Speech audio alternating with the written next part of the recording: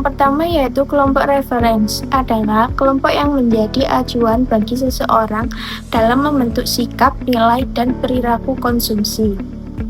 Kelompok ini mempengaruhi keputusan pembelian, gaya hidup, persepsi terhadap merek, dan preferensi produk.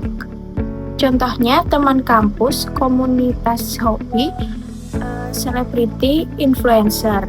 Pengaruh kelompok referensi menurut Paul Peter dan Jeffrey Olson, terdapat 3 jenis pengaruh kelompok referensi. Pertama yaitu information influence, konsumen menerima informasi dari kelompok sebagai bukti realitas.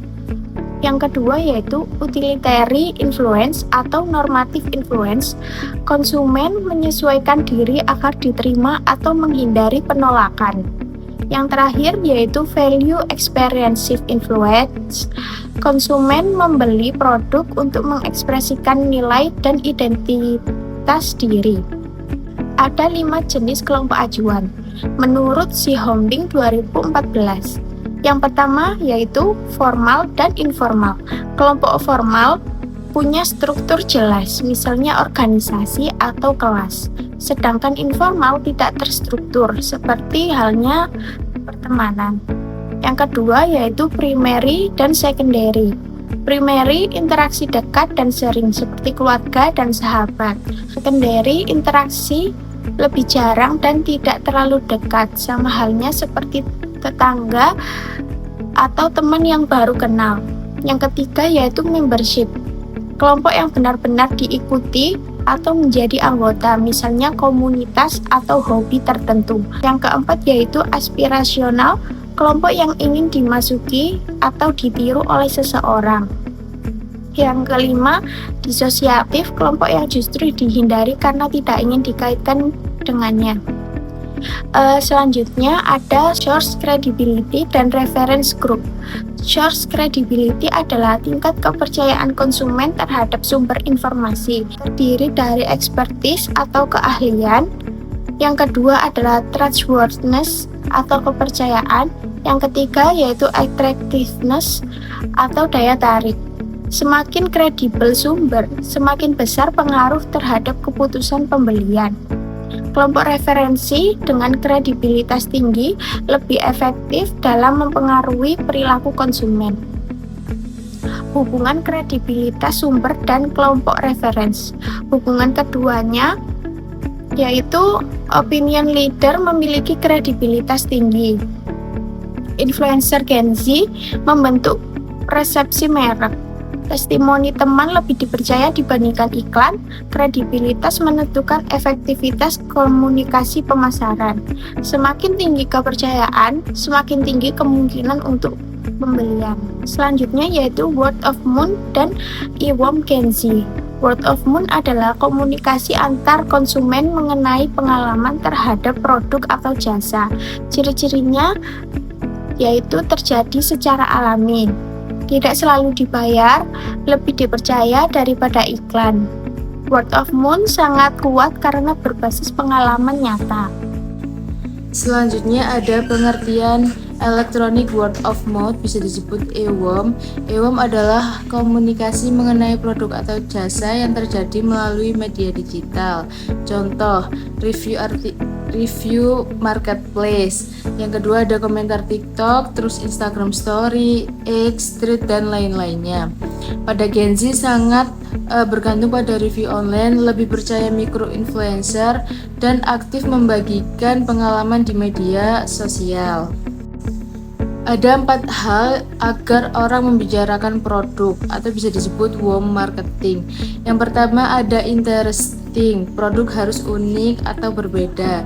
Yang kedua ada make people happy, berikan pengalaman yang menyenangkan. Yang ketiga ada earn trust and respect, itu bangun kepercayaan dan reputasi yang baik.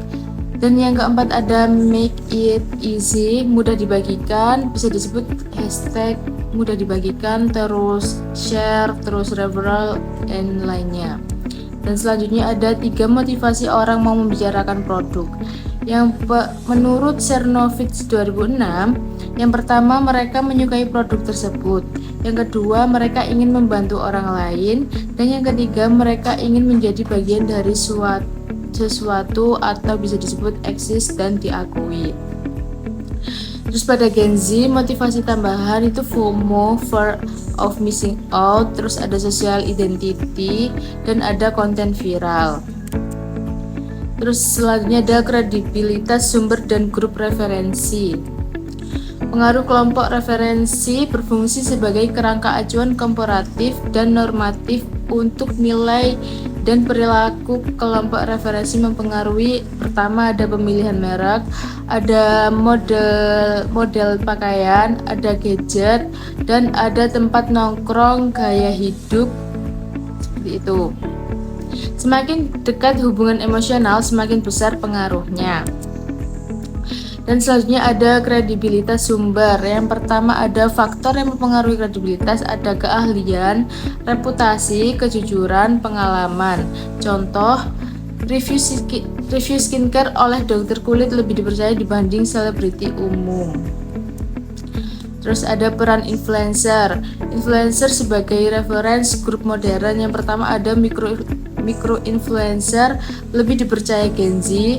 Yang kedua ada engagement, lebih penting daripada jumlah followers.